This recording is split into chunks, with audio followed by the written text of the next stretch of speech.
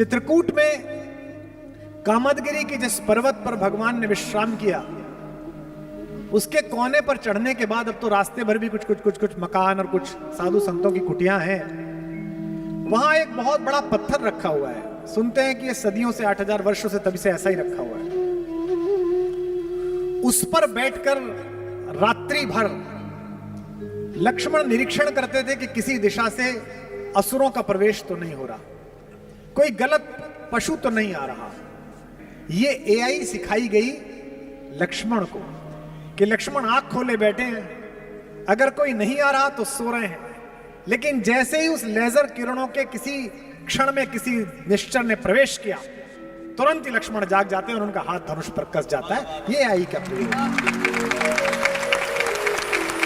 मैंने कहा कि खड़ी बोली में राम की कहानी सबसे पहले अग्रवाल समाज के ही एक कवि के यश में आई। मैथिली शरण गुप्त जी ने साकेत लिखी। उसमें पूछता है कवि प्रकृति से कि जाग रहा यह कौन धनुर्धर। देखिए लक्ष्मण की प्रतिमा पीछे, जबकि भुवन भर सोता है, पूरी दुनिया सो रही है, ये कौन आदमी है जो जाग रहा है। और कैसा लग रहा है? ऐसा लग रहा है जैसे कामदेव ने वनवास ले लिया हो। भोगी कुसुमा युद्ध योगी सा, कुसुम के आयुध जिसके हैं ऐसे योगी जैसा पैदा हो रहा है। भोगी कुसुमा युद्ध योगी सा बना दृष्टिगत होता है, किस व्रत में है वीर व्रती है, निद्रा का यों त्याग किए, राज भोग के योग्य विपिन में बैठा आज विराग लिए। कभी पूछता है कि ये तो महल में रहने लायक है, ये कामदेव जैसा सुंदर व्यक्ति वलकल पहने हुए और अपना तीर चलाए हुए, ये कौन जाग रहा है? विशिष्ट सुरक्षा प्राप्त लोगों के अंगरक्षकों को आपने देखा होगा, वो दिन के समय काला चश्मा लगाए केवल यूं देखते रहते हैं कि किसी आदमी की किसी चहल पहल में कोई बुरा विकार तो नहीं है। लक्ष्मण इसी भावना के साथ रात्रि में देख रहे हैं। क्यों देख रहे हैं? कवि पूछता है क्यों देख रहे हैं, तो कवि को उत्तर मिलता है। कहते हैं कि बना हुआ है प्रहरी जिसका इस कुटीर में क्या धन है। इस कुटिया में ऐसा कौन सा रिजर्व बैंक ऑफ इंडिया है जिसके लिए ये आदमी बैठा है रात भर, जिसकी रक्षा में रत इसका तन है मन है जीवन है। उत्तर देखिए और बलिहारी हो जाइए। मर्त्य लोक मालिन्य मेटने स्वामी संग जो आई है, तीन लोक की लक्ष्मी ने यह कुटी आज अपनाई है। कवि दो प्रश्न छोटे छोटे हैं। श्रीकांत शुक्ल यहां सुनने आए हैं। वे कह रहे हैं कि कल आपने सिर्फ भरत पर बात की, क्या लक्ष्मण और शत्रुघ्न जी से भगवान का उतना प्रेम नहीं था? ऐसा नहीं है। शत्रुघ्न जी पर सबसे कम बोला गया है। मेरा तो मन है कि एक दिन मैं शत्रुघ्न जी पर ही बोलूं किसी प्रकार से। लक्ष्मण जी पर पहले बोल चुका हूं, कुछ जगह बोला है, लेकिन आपने कहा है कि लक्ष्मण से प्रेम नहीं था। ऐसा नहीं, लक्ष्मण से भी बहुत प्रेम है। वस्तुतः देखो तो राम और लक्ष्मण अलग नहीं है। आप कितने भी यशवान हो जाएं, आप कितने भी धर्मशील हो जाएं, आप कितने भी आर्थिक रूप से मजबूत हो जाएं, आप देशों के राजा बन जाएं, लोकतंत्रों के महानायक बन जाएं, लेकिन सूरज की रोशनी में प्रधानमंत्री जी भी, राष्ट्रपति महोदया भी, कोई भी खड़ा होगा तो उसका शरीर, उसका परिदृश्य, उसके कपड़े कितने भी सुदर्शन हो, कितने भी उजले हों, उसकी परछाई काली पृथ्वी पर दिखाई देगी। जब से पृथ्वी बनी है कोई सिकंदर ऐसा पैदा नहीं हुआ कि जिसकी परछाई उजली हो। केवल इस विश्व की मर्यादा में इस पृथ्वी पर केवल हमारे राघवेंद्र भगवान राम ही ऐसे चले जिनकी परछाई उजली है। भगवान नीले वर्ण के हैं और उनकी परछाई की तरह चलने वाले लक्ष्मण जी उजले वर्ण के हैं। लक्ष्मण भगवान की उजली परछाई। आप कभी चित्रकूट पधारिए, बहुत अद्भुत जगह है। इतनी अद्भुत कि दो प्रदेशों का दावा है कि हमारा है, कि हमारा है। आधा चित्रकूट उत्तर प्रदेश में है, आधा चित्रकूट मध्य प्रदेश में। माता मंदाकिनी की धारा उनको अलग अलग करती है। कुछ नहीं है, नक्शे में सिर्फ इतना ही है, इधर है इधर है। एमपी वाले भी कहते हैं कि हमारे यहां रहे भगवान, हम यूपी वाले कहते हैं कि हमारे यहां भी रहे। चित्रकूट में कामदगिरी के जिस पर्वत पर भगवान ने विश्राम किया, उसके कोने पर चढ़ने के बाद अब तो रास्ते भर भी कुछ मकान और कुछ साधु संतों की कुटियां हैं। वहां एक बहुत बड़ा पत्थर रखा हुआ है। सुनते हैं कि ये सदियों से 8000 वर्षों से तभी से ऐसा ही रखा हुआ है। उस पर बैठकर रात्रि भर लक्ष्मण निरीक्षण करते थे कि किसी दिशा से असुरों का प्रवेश तो नहीं हो रहा, कोई गलत पशु तो नहीं आ रहा। महर्षि विश्वामित्र ने 15 वर्ष की आयु में जब राम को अपने शिष्यत्व में स्वीकार किया भगवान को, तो उन्हें बहुत सारी सिद्धियां दी थी। अक्सर लोग पूछते हैं सिद्धि क्या थी। यह सिद्धि यूं मान के चलिए कि उस समय विश्व में डिफेंस साइंस की 2 बड़ी लैब थी। जैसे आज नासा को लैब माना जाता है, जैसे आज पेंटागन को लैब माना जाता है, विश्व की सबसे बड़ी 2 लैब थी। एक लैब के ओनर मालिक चलाने वाले थे महर्षि विश्वामित्र, और एक लैब के चलाने वाले थे महर्षि अगस्त्य। एक उत्तर भारत में काम करते थे, एक दक्षिणापथ में काम करते थे। लेकिन इन दोनों का विज्ञान तो बहुत विकसित हो गया था, लेकिन आयु क्षीण हो रही थी। और ये दोनों ही एक ऐसे सुयोग पात्र को ढूंढ रहे थे जिसके हाथ में सदियों के शोध के बाद बने हुए इन वैज्ञानिक यंत्रों को सौंप कर जाएं। पूरी दुनिया किस बात पर चिंतित है कि हमारा एक पड़ोसी देश है, उसने एटॉमिक बम बना लिया है। हमको लेकर कोई चिंतित नहीं है। हम तो सन 77 के बाद से इस प्रयास में लगे। शक्ति अगर गलत हाथों में आ जाए तो वो हिटलर पैदा करती है, और शक्ति अगर जगत के मंगल के हाथों में आ जाए तो वो गांधी पैदा करती है, पटेल पैदा करती है, तिलक पैदा करती है, भगत सिंह पैदा करती है। इस शक्ति को किसको सौंपूं, विश्वामित्र सोच रहे हैं। और विश्वामित्र ने योग्यतम पात्र का चयन किया जिसका नाम है राम, जो दशरथ का युवराज है। दोनों भाइयों को लेकर गए, राम को सिखाया कि एआई का प्रयोग कैसे करना है, राम को सिखाया कि माया कैसे पहचाननी है, राम को सिखाया कि एक बाण से ही हजारों लोगों को कैसे समाप्त करना है, राम को सिखाया कि अनावृष्टि कैसे रोकनी है। लक्ष्मण को भी एक सिद्धि सिखाई। लक्ष्मण को सिद्धि सिखाई कि बिना पलक झपकाए जागते हुए कैसे सोना है। ये बात 30 साल पहले जब ऐसी ही किसी उद्बोधन पीठिका से मुझसे भी महनीय किसी ऋषि मुख ने कही होगी कि एक ऐसा आदमी जाग कर देख रहा है जो पीछे सो रहा है लेकिन आगे जाग रहा है। तो पश्चिम के विज्ञानवादी लोगों ने कहा यह तो संभव ही नहीं है, या तो आदमी सोएगा या आदमी जागेगा।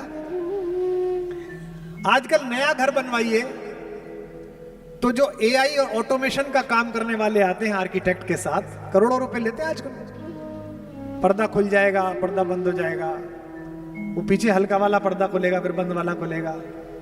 तो वो एआई वाले कहते हैं कि हम जो कैमरा गैलरी में लगा रहे हैं ये आपकी रिकॉर्डिंग की मेमोरी खराब नहीं करेगा। अगर कोई आहट नहीं है, कोई चला नहीं है तो रिकॉर्ड नहीं होगा, लेकिन अगर बंदर कूद जाए, आदमी कूद जाए तो तुरंत रिकॉर्ड हो जाएगा। ये एआई है, artificial intelligence of N equipment. ये एआई सिखाई गई लक्ष्मण को कि लक्ष्मण आंख खोले बैठे हैं, अगर कोई नहीं आ रहा तो सो रहे हैं, लेकिन जैसे ही उस लेजर किरणों के किसी क्षण में किसी निश्चर ने प्रवेश किया, तुरंत ही लक्ष्मण जाग जाते हैं और उनका हाथ धनुष पर कस जाता है। ये एआई का प्रयोग। मैंने कहा कि खड़ी बोली में राम की कहानी सबसे पहले अग्रवाल समाज के ही एक कवि के यश में आई।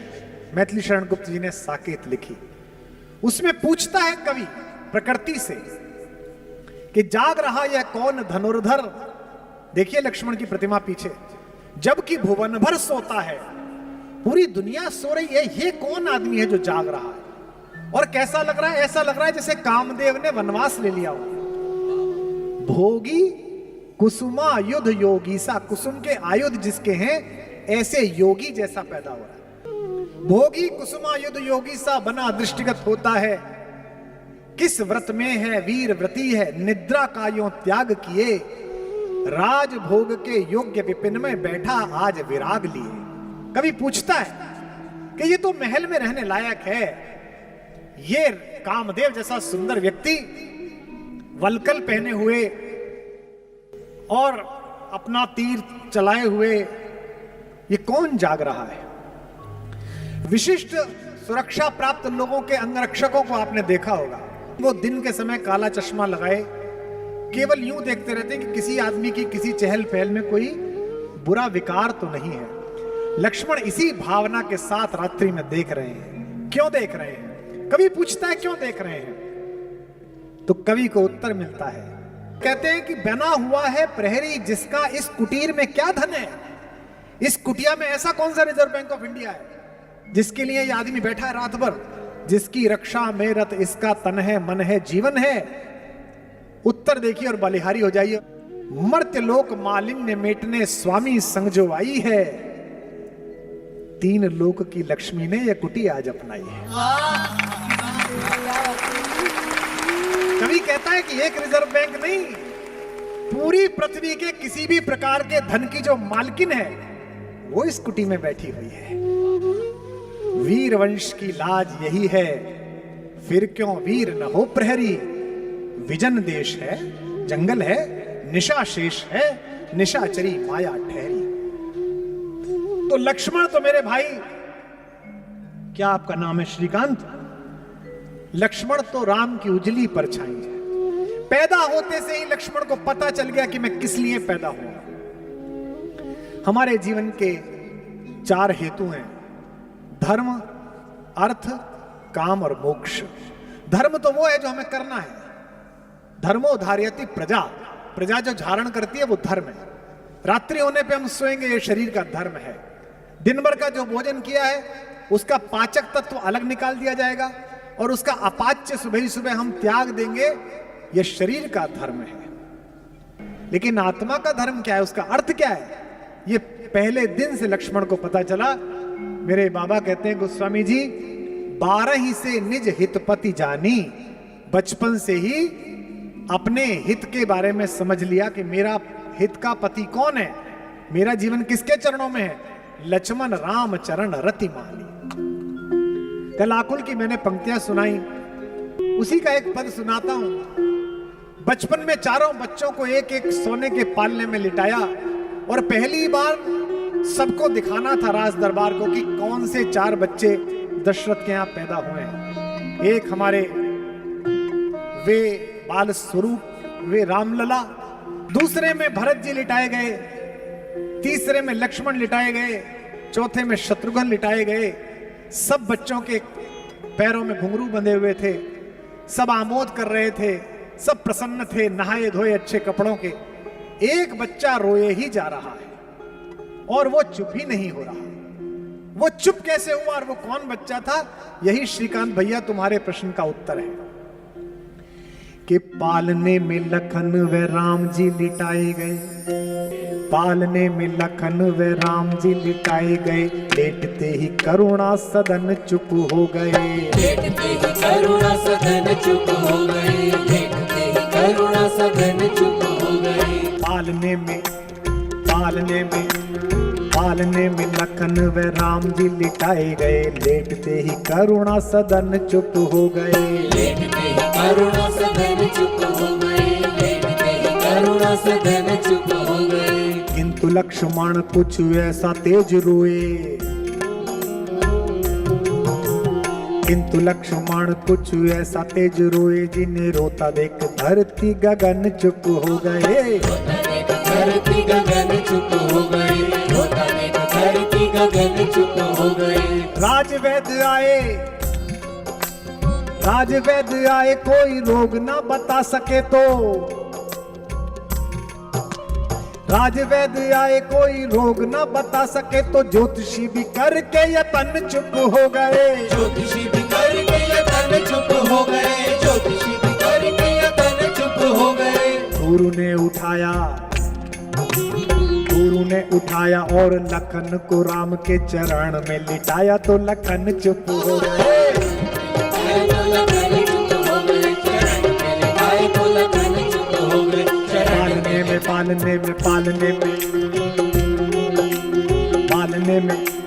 पालने में लखन व राम जी लिटाए गए, लेटते ही करुणा सदन चुप हो गए। लेटते ही करुणा सदन चुप हो गए, लेटते ही करुणा सदन चुप हो गए।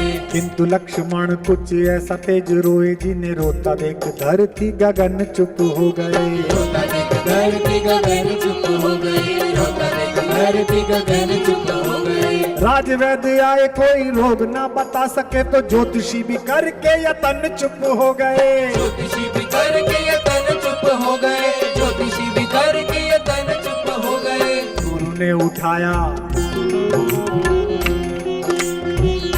उठाया और लखन को राम के चरण में लिटाया, तो लखन चुप हो गए। चरण में लिटाया तो लखन चुप हो गए, चरण में लिटाया तो लखन चुप हो गए।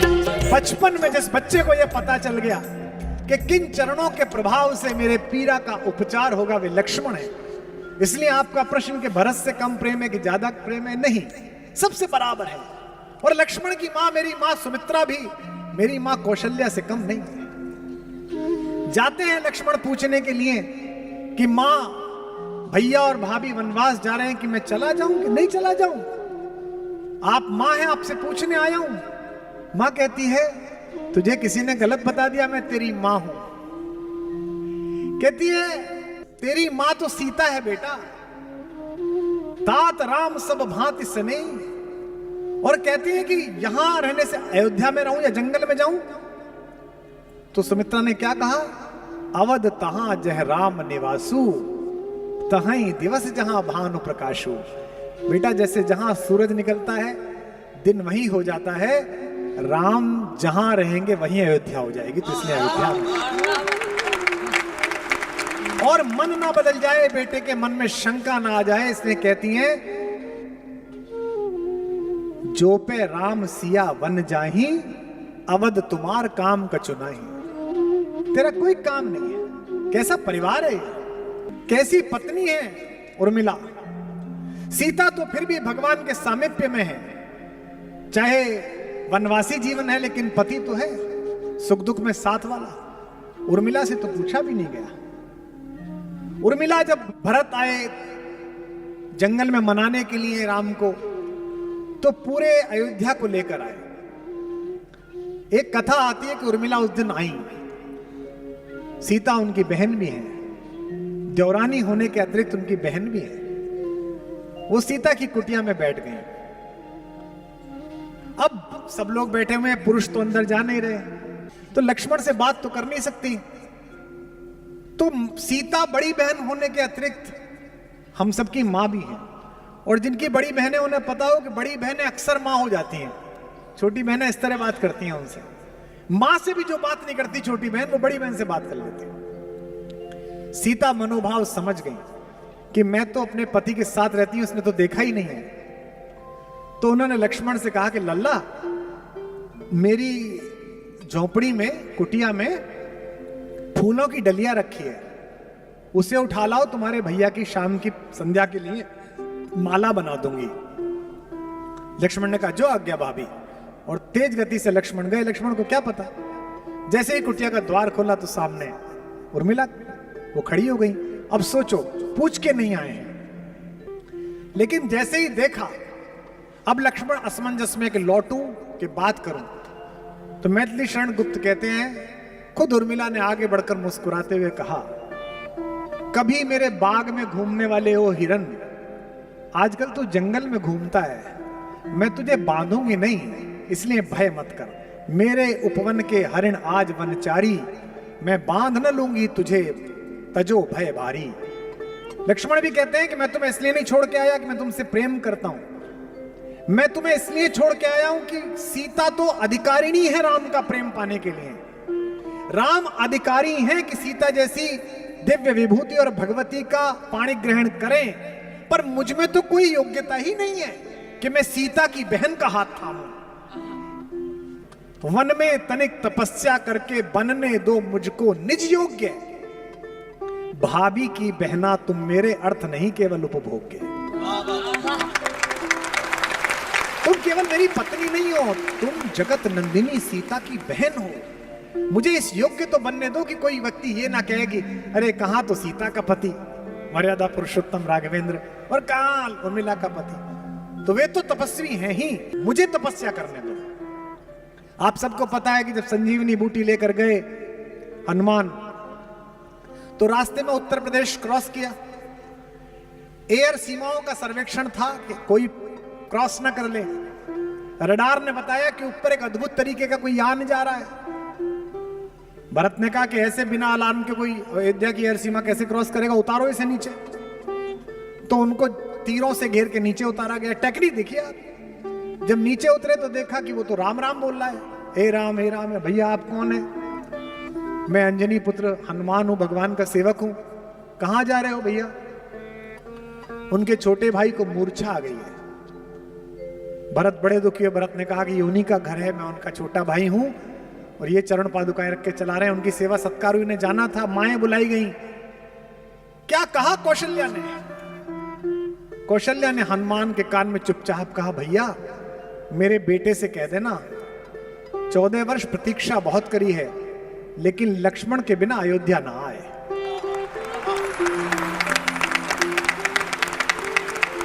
रोती हुई कौशल्या अपने आंगन की तरफ चली। पीछे खड़ी हुई सुमित्रा आई। सुमित्रा ने कहा, भैया मुझे पता नहीं दीदी ने तुमसे क्या कहा है, राम से कह देना सीता को वापस लेके आए। लक्ष्मण ना भी रहा तो मेरे पास अभी एक लाल और है, उसे साथ लड़ने के लिए भेज दूंगी। ये घर है। हनुमान की विदाई की तैयारी हो रही है, सब दुखी चिंतित हैं और उर्मिला प्रसन्न है, चहक रही है। हनुमान भैया दूध पी लीजिए, हनुमान भैया ले। हनुमान ने अकेला एकांत पाकर चरण पकड़ लिए कि माता आपका पति मृत्युशैया पर है, मूर्छित है, और आप मुझे दूध पिला रही हैं, आपको तो कहना चाहिए जल्दी जा जल्दी जा। तो उर्मिला हंसने लगी कि भैया तुमसे किसने कहा कि मेरा पति मृत्युशैया पर है? हनुमान ने कहा मैं देख के आया हूं। उर्मिला ने कहा कि आप गलत फहमी में, यदि विश्वास ना हो तो 5-7 दिन रुक जाओ, मेरे पति को कुछ नहीं होगा। क्योंकि जम्हाई में भी रात को सोते समय जिस राम का नाम लेने से सुबह आदमी जिंदा उठता है, उसकी गोदी में यमराज छोड़ो महाकाल लेके नहीं जा सकता मेरे पति को।